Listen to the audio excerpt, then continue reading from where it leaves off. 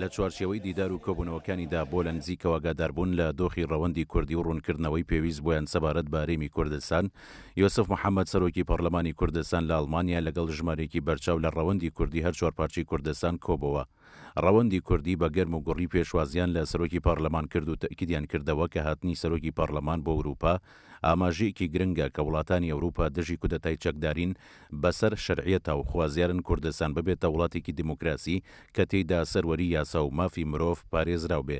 هاتنی سەرۆکی پەرلەمان بۆ ئەوروپا کاریگەریکی زۆر گەورەی هەیە لەسەر شەرعیەتبوونی پەرلەمانی هەرێمی کوردستان و کاریگەری ئەوەی هەیە کە سەرۆکی پەرلەمانی کوردستان هەتا ئەم دەقێش سەرۆکی شەرعی هەڵبژێرداوی خەڵکی هەرێمی کوردستانە و ڕێگریکردن لە سەرۆکی پەرلەمان مانای شکاندنی یاسا و شەرعیەتی هەرێمی کوردستانە. ئەو باسانەی کە دکتۆر یوسف پێشکەشی کرد بە تایبەتی لە پەرلەمانی کوردستان زۆربەی ئەو فراکسیۆنانە و سیاسەتمەدارەکانی ئەم وڵاتانەی جوڵاندووە بە تایبەتی لەسەر پرسی هەرێمی کوردستان و شەرعیەت لە هەرێمدا، چونکە مەسەلەی شەرعیەت لە ڕووی یاساییەوە خاڵێکی زۆر گرنگە لە لای ئەم وڵاتانە بە تایبەتی لە گەمەی دیموکراسیە کە ئەمڕۆ لەژێر پرسیاردایە لە هەرێمەکەی ئێمە.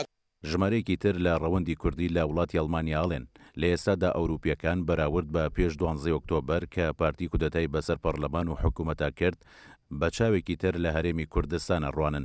لە سایی ئەو کودەتایەدا ئێستا ناوبانگی هەرێم کەوتوتە ژێر پرسیارەوە.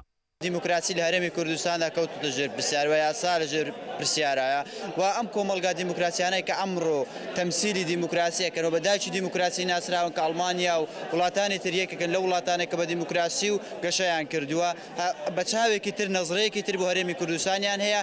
لەبەرەوەی لەلایەن پەرلەمان جۆرە پەرلەمانێکەوە بانگێشکراوە زۆر لە مێژە ئەمانە دیموکراتی خوازن، زۆر لە مێژە. ئەمە گەورەترین بەڵگەیە کە ئەم برایی ئێمە بەڕێز دکتۆر یوسف سەرۆکێکی شەرعی پەرلەمانە.